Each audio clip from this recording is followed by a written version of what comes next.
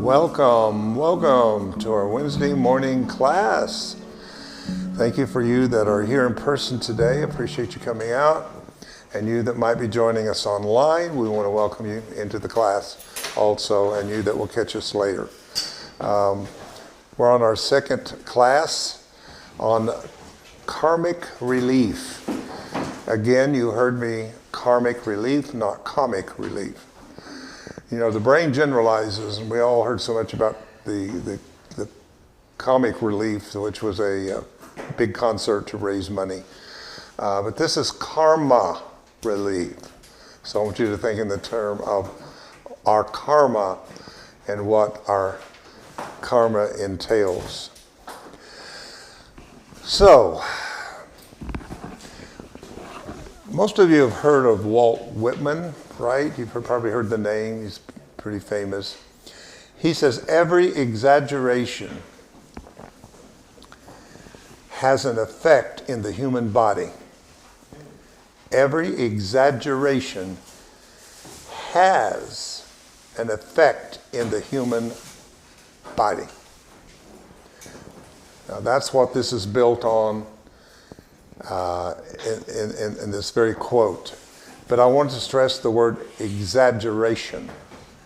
It's not everything that just kind of passes through, but what becomes exaggerated by attaching an emotion to it. Thoughts can just be thoughts flowing through, which you all have that all day long. Just constant thoughts coming and going and coming and going and so forth. But when those thoughts find attention and they are then projected, or I should say injected with emotion, then they become what he's calling here exaggeration. And that's what has an effect in the human body.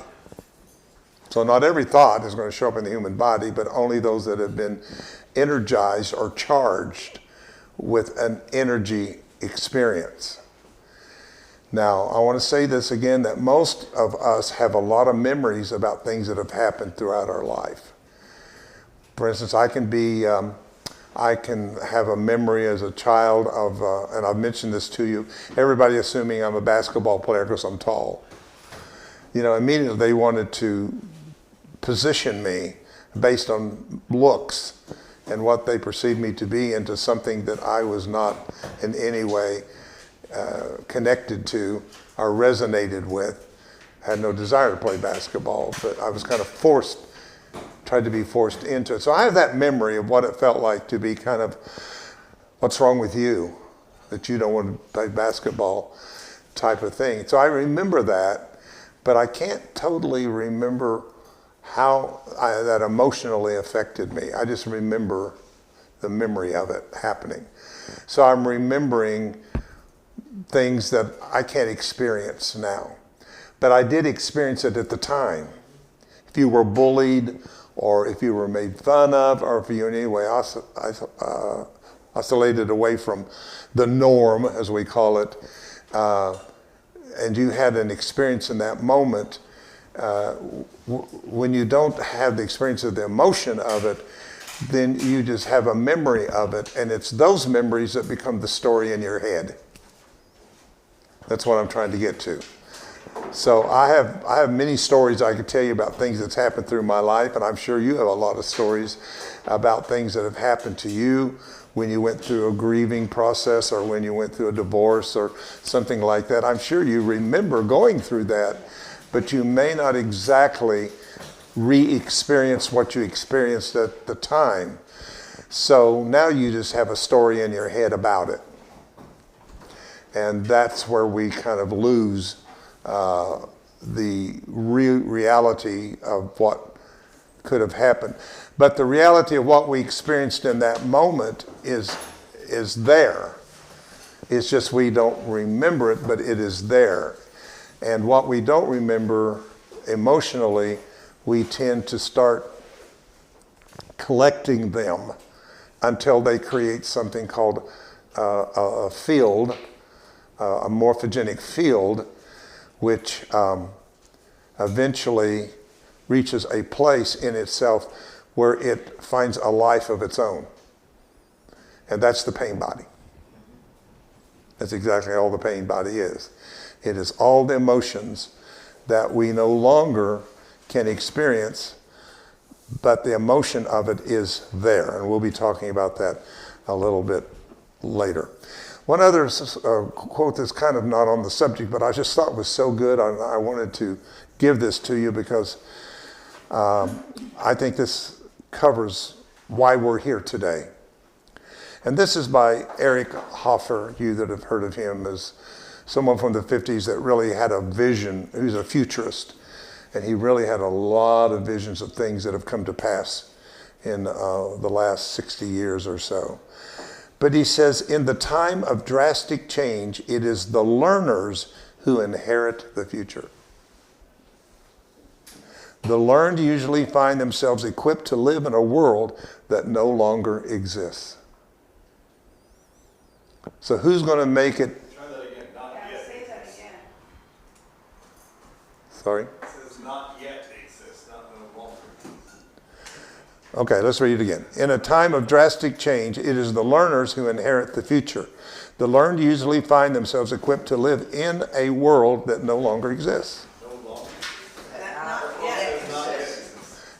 That's exactly what it means. It means you're moving into a world you've not lived in.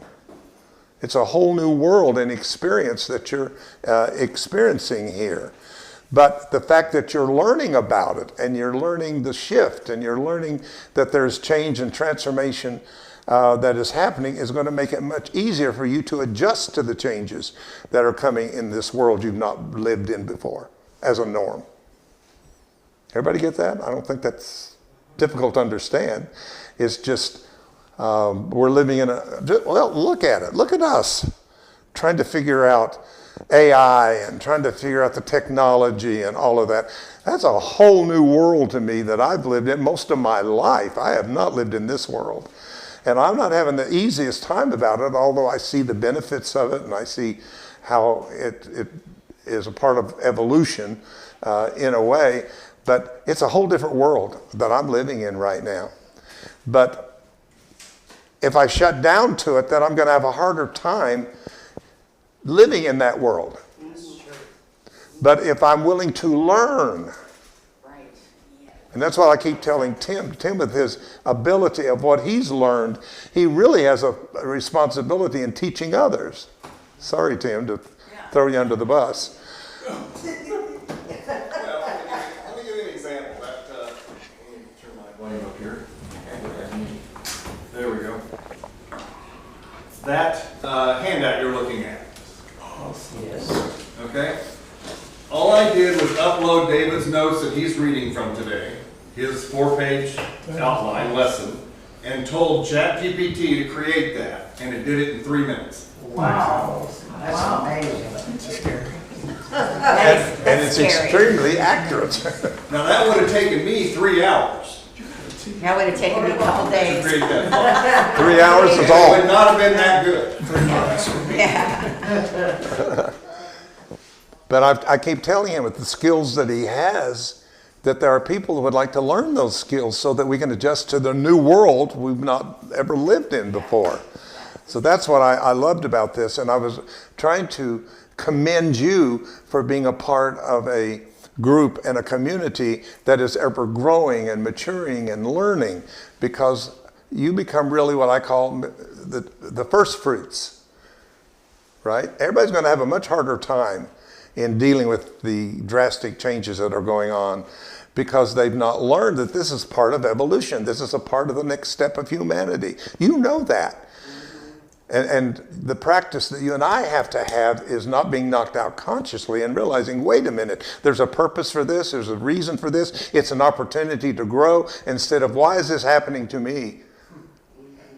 You should come from what's happening for me. But everybody doesn't know that. Everybody doesn't know that things are happening for them to grow and to mature. You do. And that's why I love this. In a time of drastic change, it is the learners who inherit the future.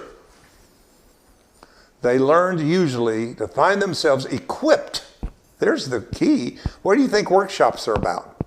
What do you think about classes are about? You're equipping yourself to be able to move smoothly into a new world that has never been as we know it. Okay? To do that, now this is some of my stuff here before we get into this. It's important to me. And I won't stand a lot of scriptures and things, but that's kind of my language, as you know. But I want you to look at this one in 2 Corinthians 2:11. And of course, as usual, the King James Bible is a harsh translation, so it needs help in trying to get it back in context to what actually is being said. And that's our place as learned metaphysicians. That's another reason you've been learning metaphysical principles, because now you know how to look past symbolism and externalism and find the inner essence of something. That's meta, beyond the physical. Are you with me on that? Okay. So the writing here is that we should learn about what is perceived as adversarial. We should not run from it. We should not deny it. We should not suppress it. We need to rise and face it from an enlightened spiritual consciousness. So all the things that are happening to you on a personal level and everything that's happening to us on a collective level is happening because we know that these are the birth pains before the birth. We know these things. I've been taught this over 8 years. Birth pains happen before the birth. You can't just jump in and have the birth, mothers. You know that. I know you'd like to have. But you had to go through the birth pains. Right? We know how well we know. One of the main themes here is chaos precedes transformation. That there's always breakdown of molecules before they rearrange into a higher state. There is no in between. They can't go from here to there. We know the children of Israel leaving slavery and getting into the promised land had to go through the desert. I mean, it's everywhere. The pattern is just there. It's not about the literalism. Did it happen or is it true? Don't let the ego let you waste your time debating dogma and doctrine of religion, but understand the deep meaning of that there is just no escape of us going through. The question is, how do we go through it and not lose ourselves in the process, the real us? So here's what it says. Why we need to learn that is to keep, now this is a translation, is Satan, but Satan is ego or means adversary. So anything that is adversarial to your true spiritual nature is ego, and that would be perceived by Christians as Satan or the devil. That's all. That's what they call it. We keep knowing how we deal with this is from it getting the advantage over us by not being ignorant of the wiles of the intention. Now, let's undo that. Remember, how do we keep ego from taking over in our lives? Ego is where you store a story that is not a true story. It's your story of it. Okay? And that can be adversarial to your created story you brought into this incarnation. Again, are you with me? Yes. Everybody brought in the story of creation. That's your birthright. You don't have to learn it. You have to be good enough for it. You can't be bad enough for it. It is inheritedly extended to you, is the story of creation, wholeness, fulfillment, all these things that we have these divine yearnings for that we are trying to manifest. I think manifestation is losing it. I really do. I don't think manifestation is going to work for you the way you've been taught manifestation. I think manifestation is going to be aware of what already is and how to take the blockages away so it can extend itself into our life quite naturally. Yeah, that's good. There's a moment. So, what Paul is saying here, understand what is your adversary? Study it. And there's a lot of spirituality and New Thought that I think teaches denial. Denial does not happen. Talk positive, there is no negative. I'm sorry. You can talk positive on the surface all you want to and have all kinds of negative patterns in your unconscious, subconscious self. You've got to be willing to go into what Carl Jung calls the shadow. You've got to do that. Now, if we learn the adversary and learn what it is, how it works, then it has no advantage. Isn't that great? No advantage, because we are not ignorant. Now, ignorant is a horrible translation, but it means unenlightened. For we are unenlightened of its wiles. What are the wiles? Anybody know? In the Greek, it means craft, deceit, scheming method. So I don't learn its scheming. Even if you go back to your old garden Genesis story, you'll find the serpent was more subtle than anything in the garden. The ego's not loud, it's subtle. Its agenda, sometimes you don't even know you're in it until it's too late, until you're there. And what it's for is to get you into it so much that you think it's you. Now hear me, this is important, because when you think it's you, you start using the power of your I am. I am tired, I am sick, I am in lack, I am in poverty, I am this. That's what the ego wants to do. It wants to annihilate the I am and make you think you are your labels that's been put on you by religion, society, family, gender, race, whatever it is that's piled all this data on you that has nothing to do with your reality whatsoever. So, for we're not ignorant or unenlightened to its method, how crafty, how deceitful it is. I understand its method. I know how this thing works. I know I know when my pain body is hungry and it's alert, and I have days that I'm depressed for no reason because my pain body is full of things that depress me. Therefore, I find things out here to depress me, and that's feeding the pain body. Who doesn't have a day like, it's a beautiful day, it's great, but why do I feel the way I do? I feel hopeless today. I don't feel good. I don't feel good about life. I don't feel good about that. Where's that come from? I shouldn't be feeling that way. And now the next thing that you will go to, you'll go to your affirmations and New Thought things, and you'll say all these things, and you'll do all of that. And that's good. That's fine. You're on your way. It's just not where you're going to end up, but it's a good thing to get you from here to there in that way. But you're really heading to a place in which that you can really have what we call the awakening moment, or a quickening of consciousness.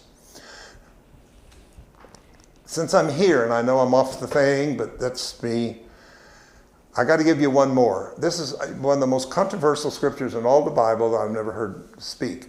It is a chapter in one of my books, but it is supposedly Yeshua saying this. We'll just say he said it. I always say if he didn't, he should have. If he didn't, I'll say it. Agree with thine adversary quickly, lest he bring you before the judge and cast you into prison. What a scripture. Agree with your adversary. I've been trying to cast the adversary out all my life. That's what I learned in the Pentecostal church. Cast out my demons. Cast them out. Get rid of them. They're bad. No, my demons was my unfinished work trying to talk to me. Wow. I'm going to say that again. What they were calling my demons was unhealed issues coming up in me, and they wanted to cast them out and suppress it. And a lot of times I wanted it cast out. Yeah, cast it out of me if I've got a demon. Nothing changed. So the next thing was, so they would think they had done their work, I suppressed it and make them think they did it. Repeat that. Suppress them. Yeah. So they're trying to cast a demon out of me. something lust, whatever it is. And I'm going, yeah, I don't want lust. If that's what God wanted to do, cast it out of me. So they're doing their thing and casting this out of me. But what they're not understanding is everything that's coming up they're calling a demon is my unfinished work speaking to me with an opportunity to heal it. Aren't you glad you're out of that? Yeah, but I'm glad I went through it. Are you? I cherish every experience I've ever had. Whether I agree with it or disagree with it, it's what's brought me here. I would not be here with you in consciousness if it had not been for every one of those kind of things that have gone through. They've all been steps of opportunity to bring me to where I am today. So, when it says agree with your adversary, that sounds ridiculous. Okay, I'm going to agree with you, devil. I'm going to make a... No, the word in the Greek is understand. Now that's different. Understand your adversary. If you don't, he'll bring you in before what do you think the judge is?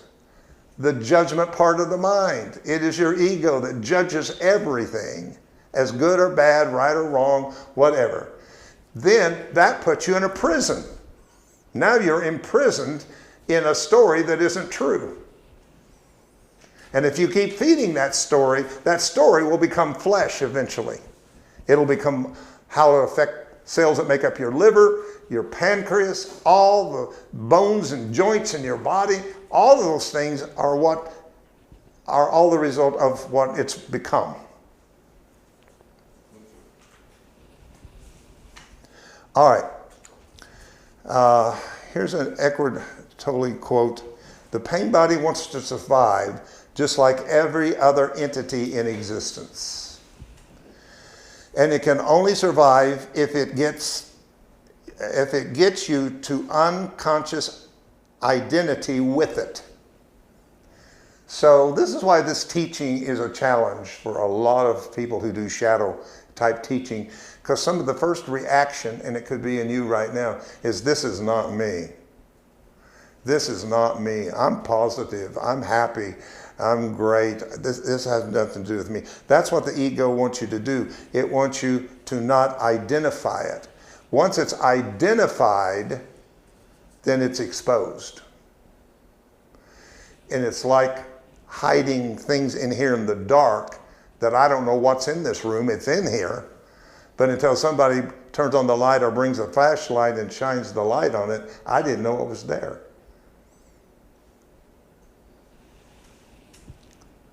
So it wants you to unconsciously, it gets you to unconsciously identify with it. So that means that I have it, but I'm not identifying with it.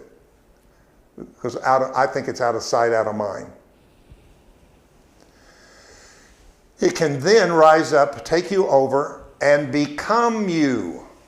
This is where I am sick, I am tired, I am this, I am that. That's when you think that's who you are. And when it becomes you, it lives through you. It needs to get its food through you. It will feed on any experience that resonates with its own kind of energy.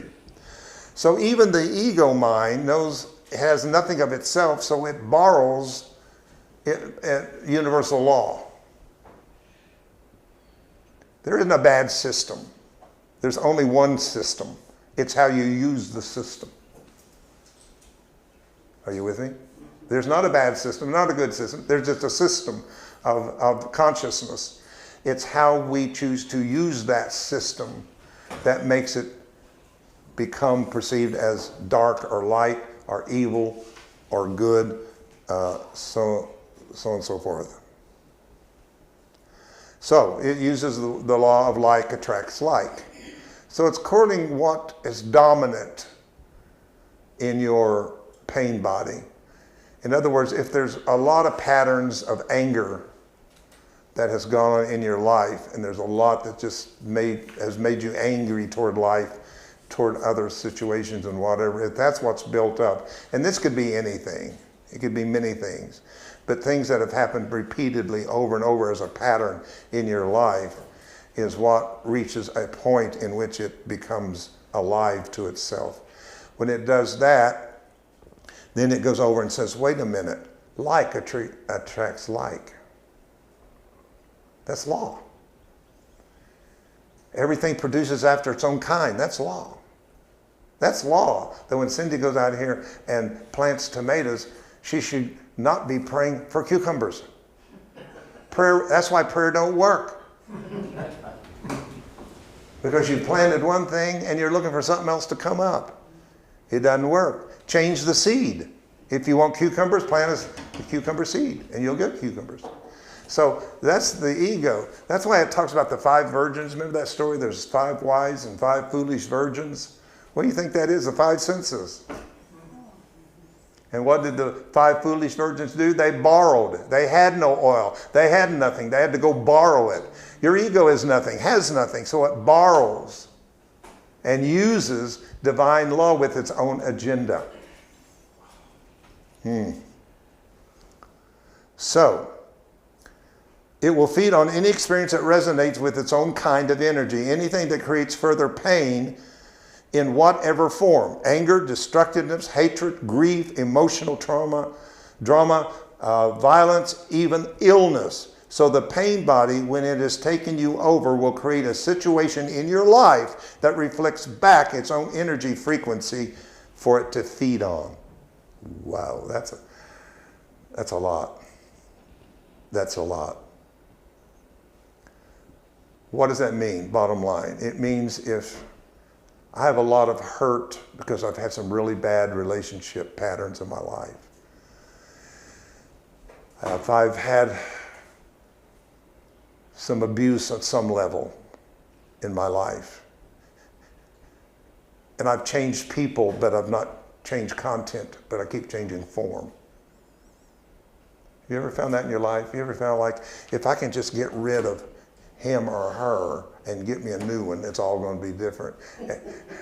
So you changed bodies, and actually at the same time you were bringing in the same drama from the last one into this one. Because like attracted like, and the pain body, the ego says, wait a minute, I'm hungry.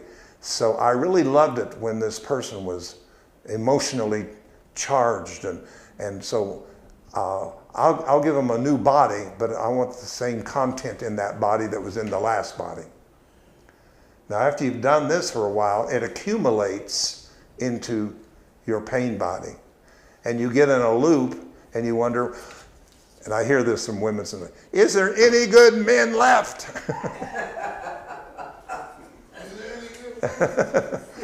Any women, anybody at all left? Yeah, I mean, we do. We get into that place where we just want to chuck it all. Everything is bad now because we're seeing life through the pain body.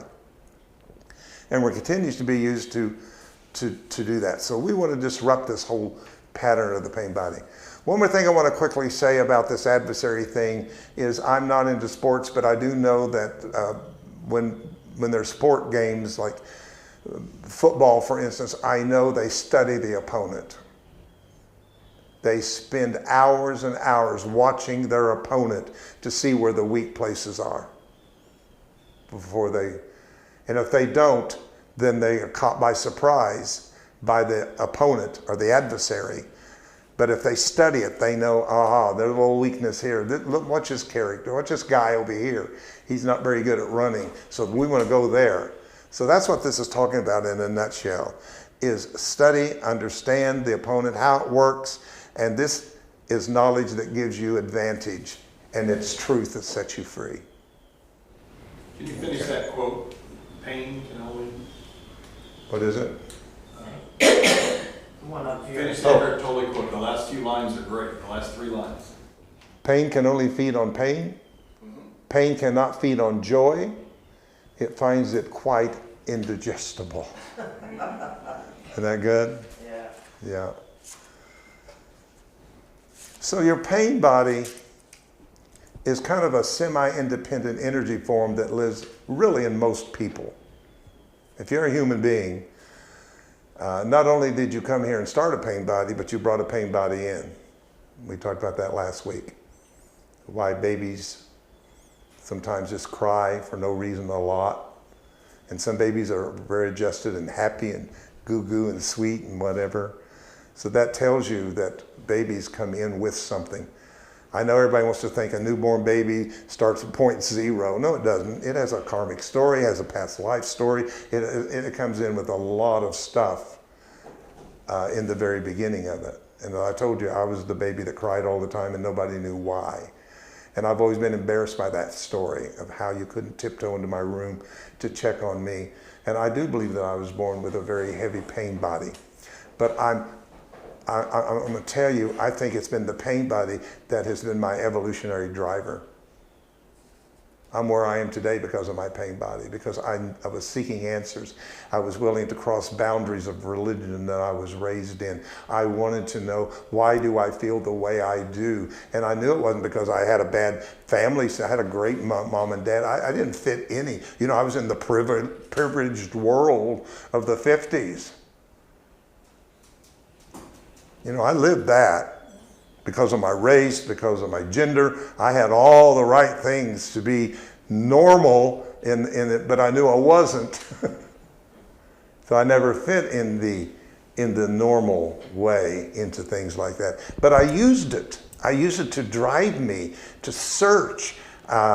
It put me on a trajectory of learning and on a quest of some kind. So I'm glad for that. I'm glad that whatever I brought in was here to help me to be where I am today. So I'm not going to regret it. So I got to heal myself in this moment. I'm speaking to you of feeling bad about that. So I heal it right in this moment. It's an entity made up of emotion. Again, the thing is not just thoughts. Change your thoughts, change your life. Who hadn't tried that here? Who has not tried? To think positive, to think this, to think that, to think this. Did it help you? Yes, I'm sure it did. I'm sure it made you a much easier person to be around than somebody that the glass was half empty all the time, to be around a person that sees the glass half full and has a good personality and whatever. That's good. And a lot of you learned that, I'm sure, and gleaned that from the teachings of positive thinking and spiritual thinking, affirmations, and all those kind of things. They've been great tools. But it's not touching what has been emotionally charged. So it's an entity that's made up of emotion. Emotion is the body's reaction to certain thoughts. See? It's not the thoughts, it's the reaction to certain thoughts. There's the difference right there. That you identify with, that are not presenting the authentic you. They become your pseudo self. I told Tim I talked to my daughter yesterday quite at length, which is unusual for us to do that. I will say 89%, if not higher, of the entire conversation for 1 hour was based on woundology. We talked nothing but woundology. All the stuff that's going on with her, all the stuff that's going on with her husband, all the stuff that's going on with my granddaughter. Then we started the stuff that's going on with us, what's going on with me. And it just went into total woundology, as Carolyn Mace calls it. It was all about what was wrong with us, about our sickness, what our illness was. And I thought, boy, I bet our pain body's just having a feast today. He thinks it's Thanksgiving. But I didn't realize it until it was over. Because it knocked me out consciously, because it was my daughter, and I wanted to be there for her, and you know, all of my dad instincts started coming out, but my dad instinct isn't always my authentic instinct. You understand that? Some of you can't just always be the mother. Sometimes you just need to be who you are. You don't have to be the dad. You don't have to be the brother or the sister 24 hours a day. Once that's robbed from you, you've lost your identity completely into tribalism. And you think you're only here to please somebody else, even a mother pleasing a child. There's not a mother that doesn't want to, a parent that wants to please their children, but how many have been successful to completely make them happy? No, you can't do it. You can support them, you can do whatever, but they've got their own path and it will show up at some point. And they will rebel against you as a parent. And that's when you have to meet them as an adult. And that's what they want. That's why they're running to elevation over here. That's why these big fundamentalist churches are doing well, because they lay down the law they didn't get at home. Because they're going to, the generation of the hippies and the 60s and the whatever, let live, don't correct your children, don't do that, has brought up a generation today that kids have not gotten what they need. And there's religions that will give it to them. And I say, praise God. Even though I don't agree with their doctrine, doesn't mean they don't serve a great purpose, or they wouldn't have thousands of people going there. And most of them are families and have children. They're not going to come to HeartLight. We have nothing for children here. We've tried and tried. Why? Fight against that. That's not our calling. That's not where we are. Yes, we do have an older group of people, because the message of today has to be to people who's been around the block a few times. My message is only going to be with somebody who tried this and tried that and have been there with that and whatever. I mean, you just don't jump in. This is not for babes. We have no baby bottles here. There is no sincere milk of the word here. This is meat you know not of. Oops, sorry, kind of got up on that. To understand more about emotion from a scientific point of view, we have to look at Candace Pert. Anybody heard of Candace Pert? Dr. Candace Pert. What a great book called Molecules of Emotion. We used her stuff a lot in Soma Energetics with vibrational sound tuning fork work. She is the one that really, really gave proof of body-mind existence. She was the author of Molecules of Emotion, who changed the future of medical science. Discovered the opiate receptor that proved a scientific basis for the proof of the body-mind existence. Isn't that something we don't know about these people? These are the people that's changed the whole course for us. Now, if I mention Jesus and Buddha and I mention Paul and Abraham, yeah, we kind of know those because they are people of the past. They're the patriarchs of the past. But what about the people that's been around in our generation? You know, it's just recently that people have become comfortable with mentioning Einstein. Einstein changed the world. He should be recognized as much as Jeremiah or Isaiah or any of these Bible characters. We think it all is in the past, all in the past. But there's been bodhisattvas in every generation. And a bodhisattva is a soul that completes its incarnations but comes back to further the evolution of a people by choice. So she says, and this is a quote, technological innovations have allowed us to examine the molecular basis of emotions. So this is why thought itself does not become a part of the physical story until it is emotionally charged, because it is the emotion that carries molecules that end up as molecules in your body.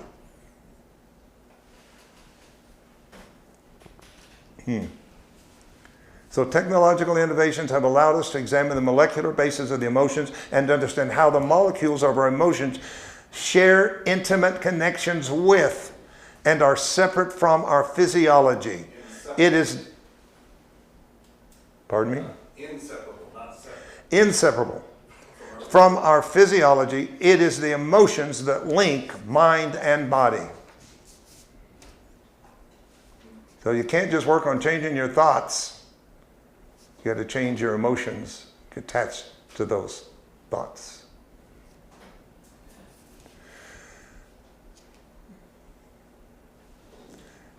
John Sarno, who I've followed because of back pain, he's got really good stuff, author of Healing Back Pain, has seen Pert's discoveries play out on a human level throughout most of his career. According to Sarno, when anger builds up over time and remains unexpressed, That's what I wish sometimes for the New Thought people is let it out. Put down your affirmation, put down your daily this and daily that, and just feel the emotion of your issue and let it out. Cry, scream. Now that's the difference we're trying to discern here at HeartLight, is because we've got a couple of things going on here that needs discernment, and that is really when people feel a safe space to let out an emotion in the form of a noise.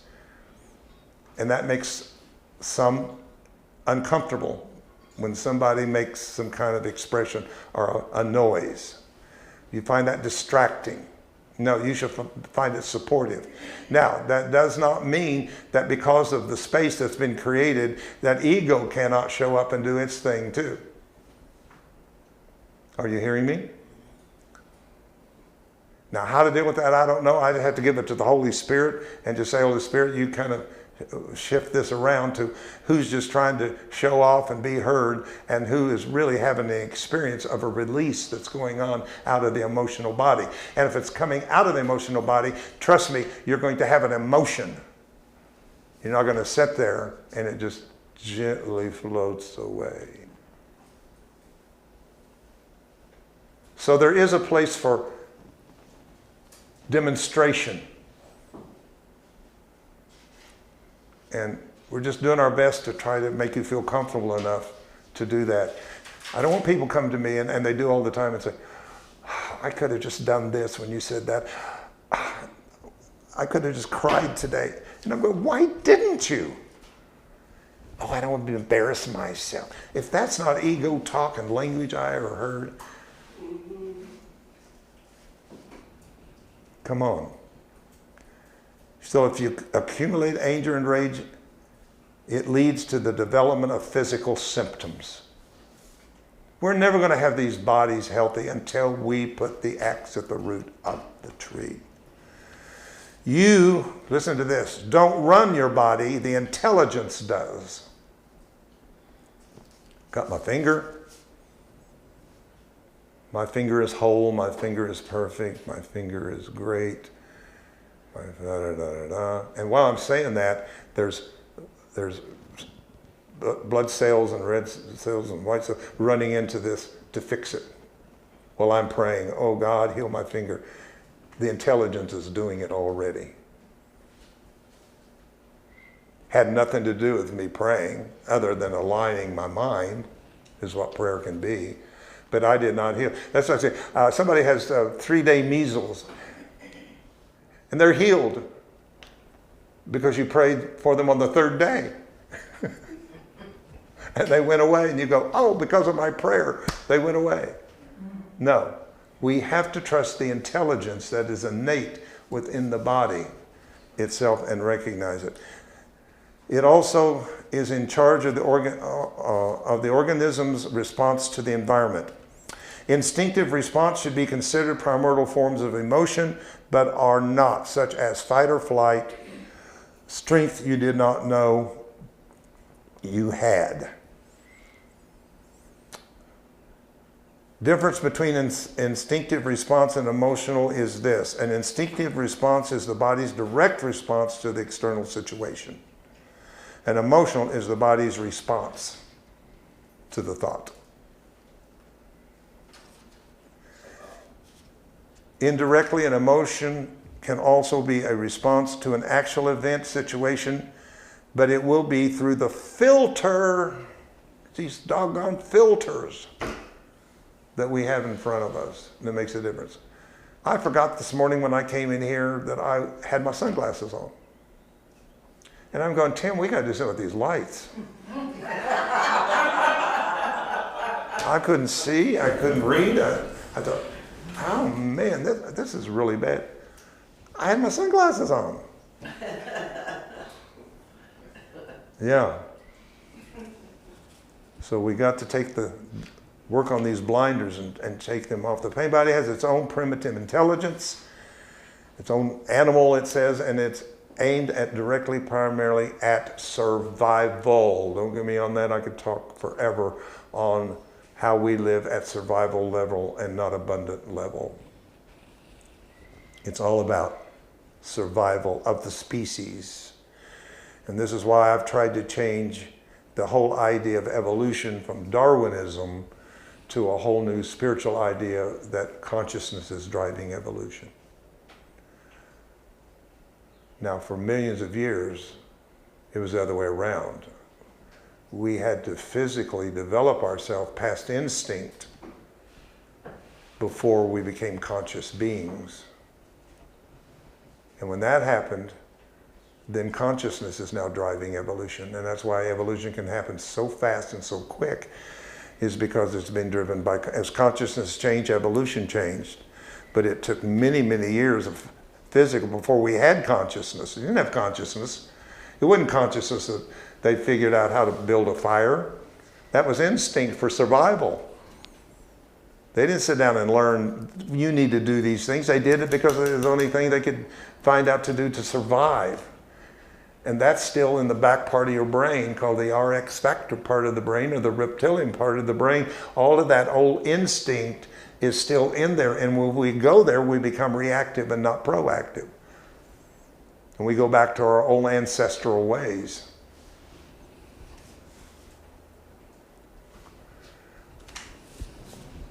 Life is, like all life forms, it is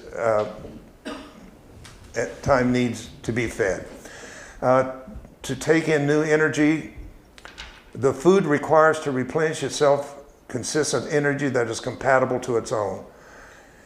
Energy that vibrates at a similar frequency, as Tolle quotes that I shared in the beginning of the class. So that's just a repeat there, but it's again to tell you you're attracting into your life at the frequency in which you're living your life inwardly.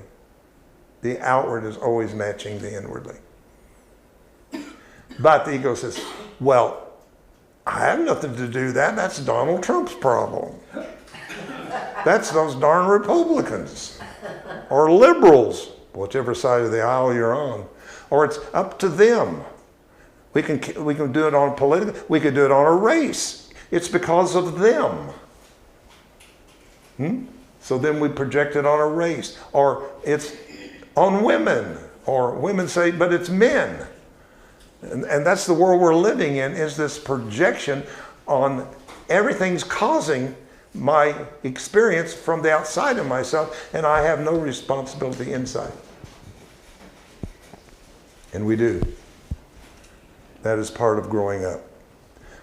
The pain body is an addiction to unhappiness.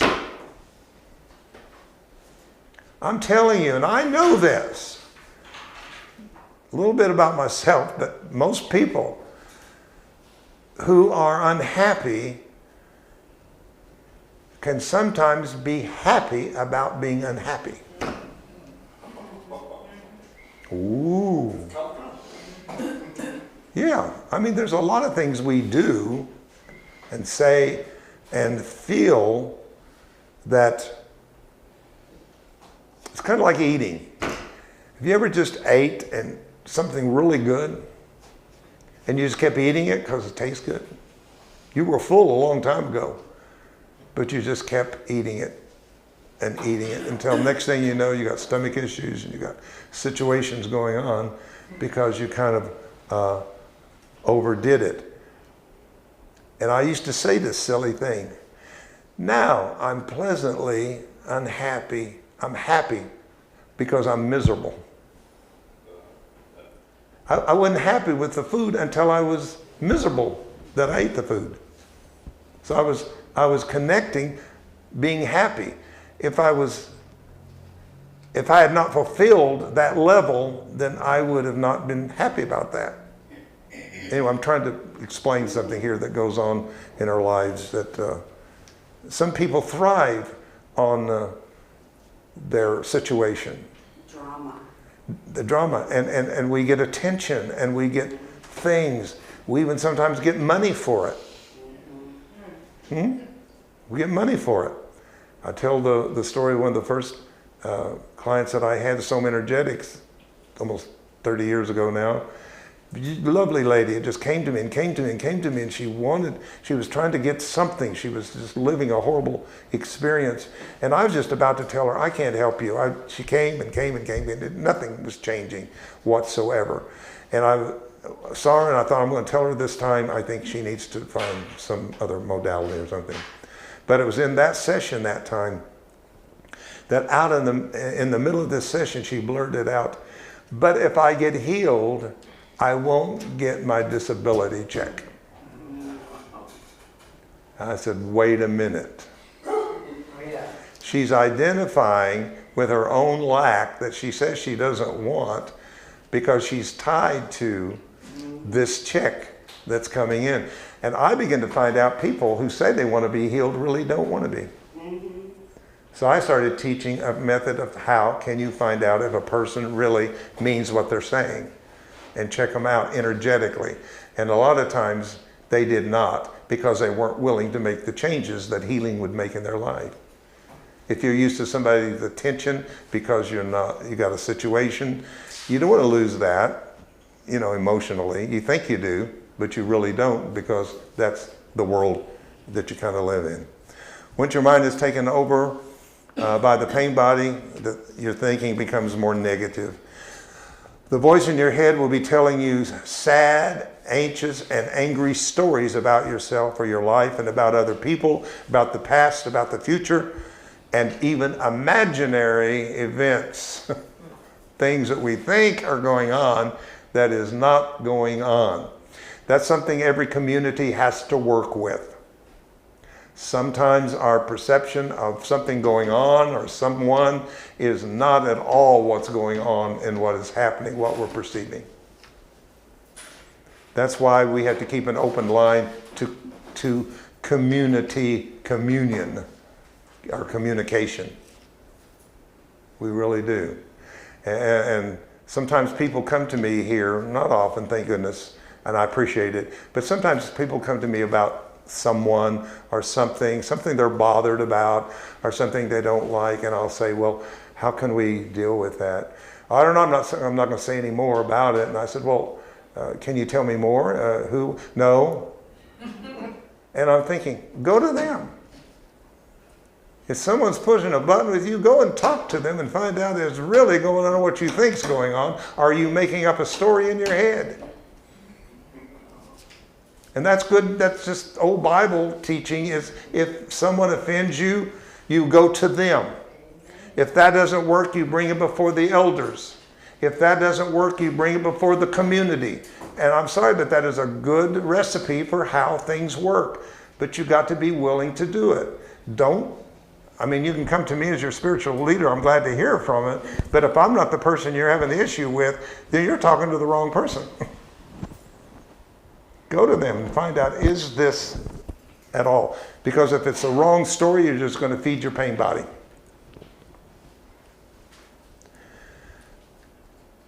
The voice will be blaming, accusing, complaining, imagining. You totally identify with whatever the voice says. You believe all of its distorted thoughts. At the point the addiction becomes to unhappiness, and it sets itself in. Once unhappiness has taken you over, not only do you not want to end it, an end to it, you want to make others just as miserable as you are. Misery loves company. That's true. You ever heard that? Oh, yeah. Many times. Now, our challenge, I say our challenge because of where we are in consciousness and teaching, it is our responsibility for us not to go down and match a person's level of frequency through sympathy. But it is our place to hold our level and go to empathy. In other words, I'm not coming down to you, but I'm offering you a way to go higher and match a higher frequency. But if you go down with them, then you got two frequencies that are feeding on each other in the lower. But if you hold the standard of up here for that person, If they're really sincere and want to change the situation, then they can raise their frequency and resonate with yours. So in other words, we never go down. It's always about tuning up, tuning upward in some way. The pain body has a dormant and active stage. Dormant, forget depending on the energy field in this particular pain body. Dormant can last for weeks, months, or even years before it is triggered. What is going to trigger the pain body? An example, you live alone and there's nobody around, your pain body will feed on your negative thoughts. You are most likely unaware that just prior to the influx of negative thinking, a wave of emotion invaded your mind like a dark, heavy mood. So the emotion comes first even before the thought. You're feeling a heaviness of some kind for no reason at all. That's your cue. The pain body is awake, it's alert, it's coming up, it's looking for something. That's where you must intervene in it by holding yourself into a state of Christ consciousness, let's say. When someone else is there, you push and pushes your buttons, they cause the drama to feed off your pain body. Yes, or open now. Go ahead. I was also taught that pain can also be helpful. Yeah. Go ahead. Yeah, and alerting you that something it needs to be corrected.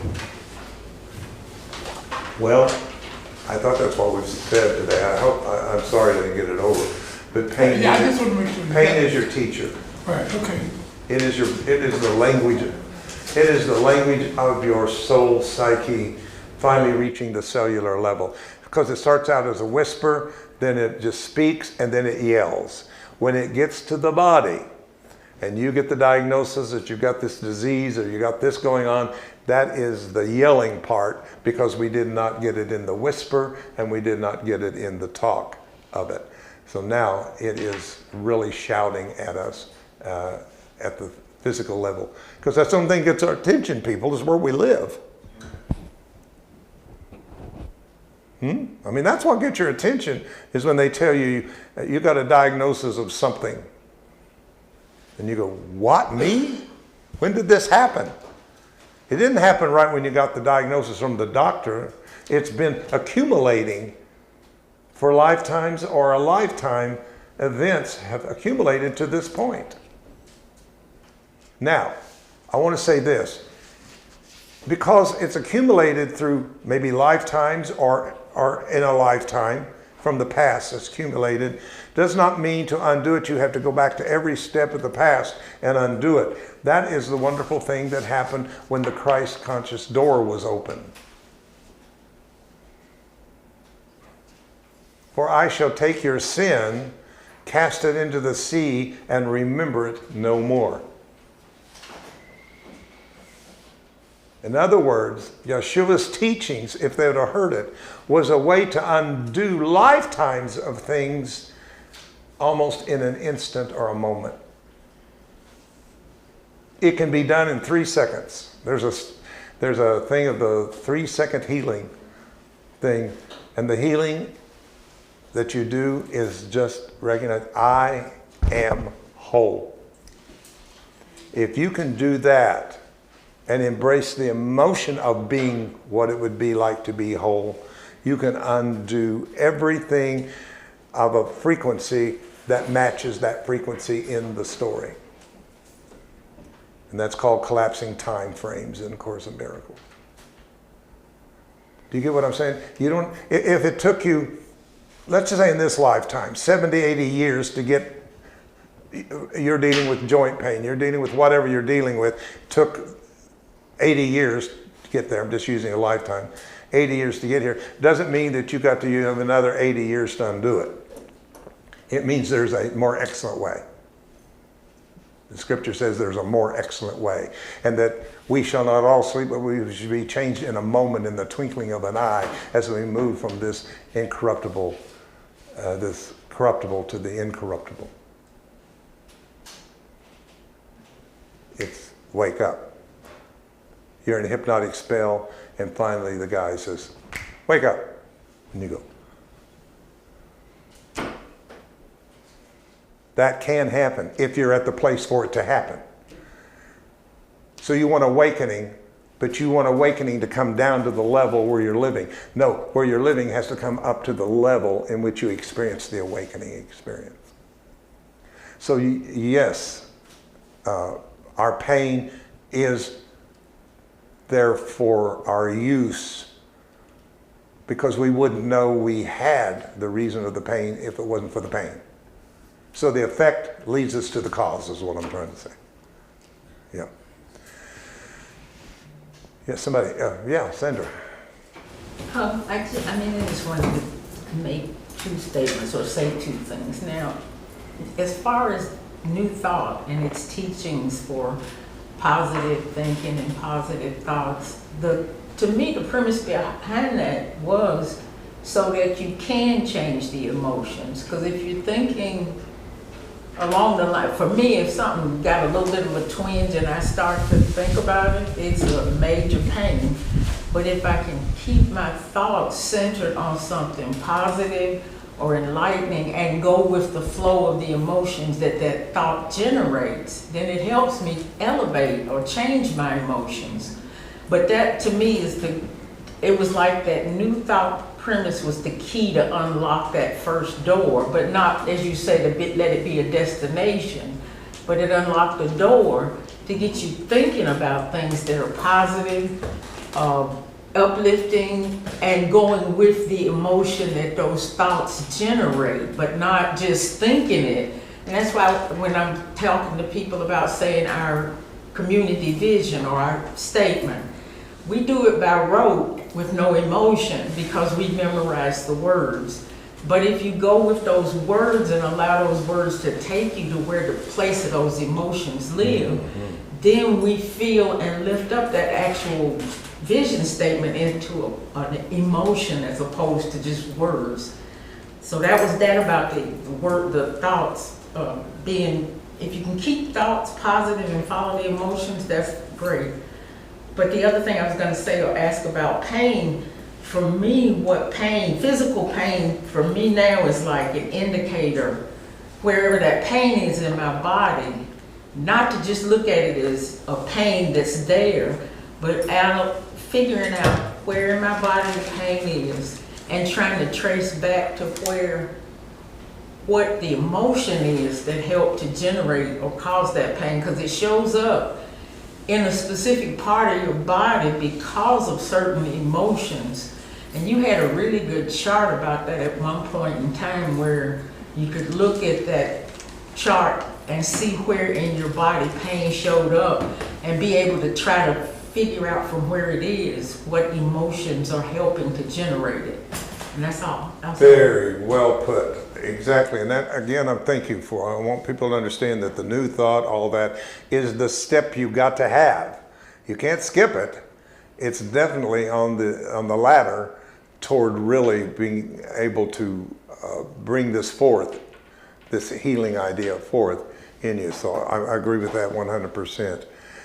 Yeah, I thought maybe in the class sometime we'll bring that chart back out again and you can see why you have pain, what part of the body and what it tells you in that sense of what maybe you need to work on in your karmic story so you can have karmic relief. See, that's what healing would be. It would be the relief of the karma, no longer feeding its own pattern over and over and over again.